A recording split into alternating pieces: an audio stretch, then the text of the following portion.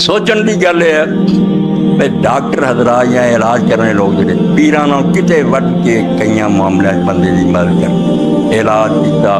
आदमी बीमार से तंदुरुस्त हो गया, मर्द औरत बांझ जो ठीक हो गई, मगर इन्हों पूजन का ख्याल क्यों नहीं आता? नुकते की गल समझ शिरक की लैन की है, इन्हों कोई नहीं पूछता। किसी ने आख्या डॉक्टर साहब इन्ना इलाज किया, डॉक्टर का नाम रख लीए कि गुलाम बख्शा उस डॉक्टर का नाम या फलाने का, उन्हें बच्चा दिता, कोई नहीं आ। पीर ने तो तुझे फूक ही मारी सी, उन्हें एडा इलाज तुहाडे सामने तुसीं ना उसकी नियाज देंदे जे ना उसका नाम रखते जे बच्चे का। वो फर्क की है जिस तुसीं इन्हां नूं पूजदे जे उन्होंने नहीं। ये बहुत कीमती बात है जिन्होंने समझा बगैर तौहीद और शिरक का मसला नहीं समझदा।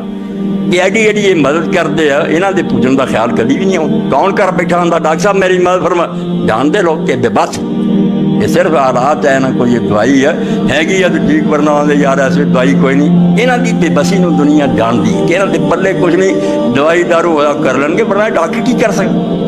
ये दूसरे लोग जोड़े की हाजी साहब पूछते माबादत तबीयत, इन्हों माबादत तबी ताकत का मालिक समझे। तबी याद दे तहत ना कि बंदे को रोटी उन्हें दूजे फड़ा दवाई दे, ये पूजा नहीं, ना ये शिरक है, ना किसी के दिमाग च आता भी घर बैठे मैं डॉक्टर को आवाज़ा दिया तो मेरी मदद पहुँचू। वो जानते हैं भी आला होया टेलीफोन तद कर सो, वरना कुछ भी नहीं। मगर औलिया के बारे और नेक लोगों के बारे गलत फहमी पैदा हो जाए कि अल्लाह ताला के कारखाना कुदरत इन्हों का दखल है। जिमें अल्लाह को फैकून आता ना, इन्हों भी ताकत रब ने दे दी, इन्हें दवाइयां इलाजा की करना, इन्हें कह देना हो जाना। यह वो मंजिल है जिथे आदमी पहुँच जाए तो शिरक पैदा।